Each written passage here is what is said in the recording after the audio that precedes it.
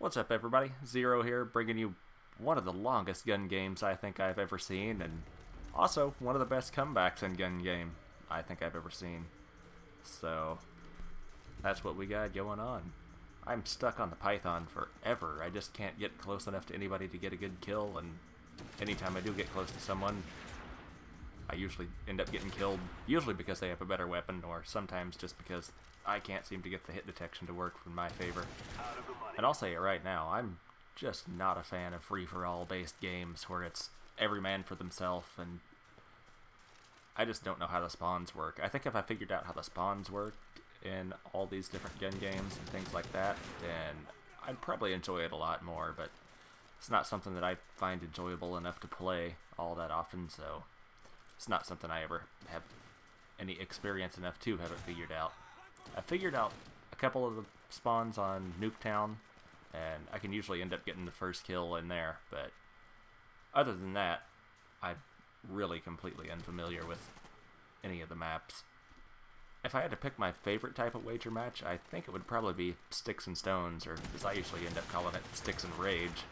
And after the other day, I'm just convinced it's like the greatest game type, because I saw a guy that went idle the entire game and he actually came in the top 3. He didn't even play and he still finished in the money. Any wager match you can do that in that's truly gambling there. There's no element of, well, there's a little element of skill, but it's pretty much just all luck when it gets to that level. And really, in wager match, I think it's all about luck, unless you have the skill to know the spawns, because unless you know the spawns and know where people are coming from, then yeah, there's just not a whole lot of skill involved other than that. Really, when it comes down to it in this game, though, there's not a whole lot to the gameplay. It's just mainly me getting set back a whole bunch of times from here on out. But once again, it's been about 2 weeks, so it's that time. It's time for the trivia question. And this time, I think I'm going to do it a little bit differently. I know I mentioned in my previous video that I might do it this time, and this one might be a little bit easier for some of the more loyal followers of my channel.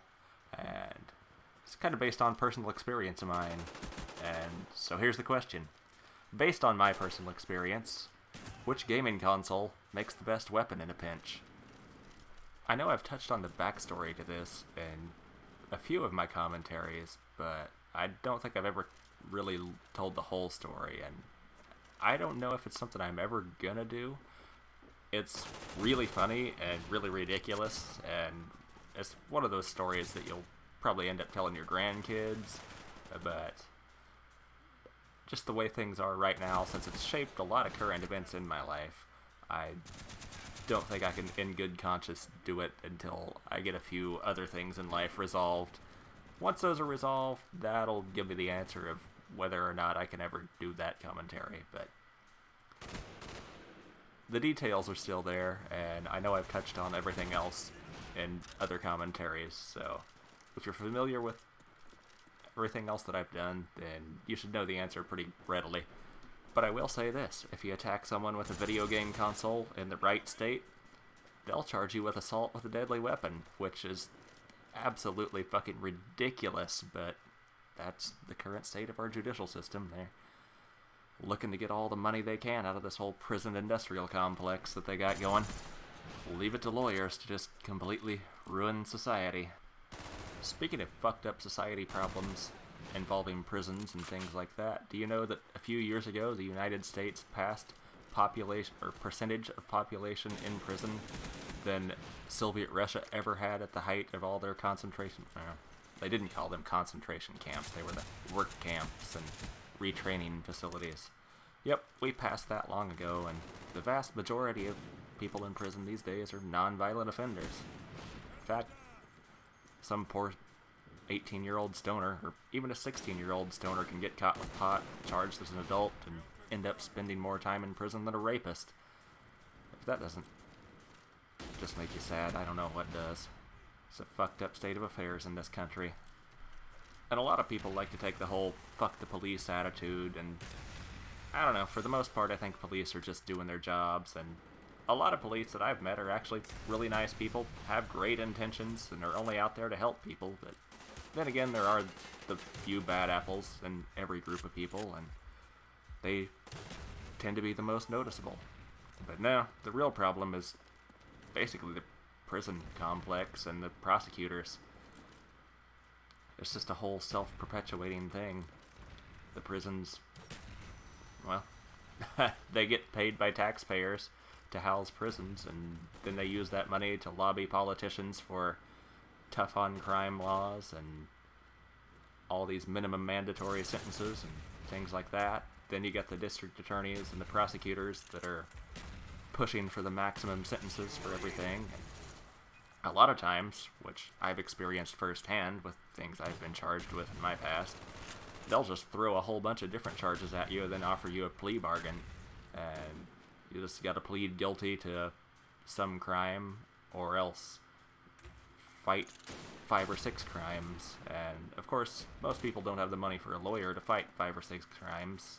And if you get found guilty of even one of those crimes, you know they're going to throw the book at you. So they'll offer you a lighter crime and say, if you plead guilty to this and just take some probation, then it'll be off your record, or you'll only have the smaller crime on your record. So they get to keep their prosecution rates up, and they don't have to risk losing a case, even though it's a very slim, well, not a very slim chance, but they certainly slim down the chances of them losing the case by trying to prosecute for as many crimes as they possibly can. And they get pretty loose on the definitions too. They'll prosecute things that just barely fit the definition of the crime they're going after. And the real sad thing is, once people have supposedly paid their debt to society, once they get that label as a criminal, they're basically have no choice for the rest of their lives other than to be a criminal. You can never get a job or anything with a criminal record these days. Everybody wants to do a background check, and everybody wants to, I don't know what it is. I mean, it just doesn't make a whole lot of sense. Supposedly you're reforming, but I think that's just proof that the whole U.S. judicial system does nothing to reform people. It only makes better criminals, or only forces people into a life as a criminal. But that's just my opinion, and this video's winding down now, so I better start wrapping things up. As you can see, made one hell of a comeback there. Either that or they just let me win. I don't know what happened, because that was pretty miraculous. Anyway, feel free to leave a comment, rate, subscribe if you haven't already, and I'll see you around.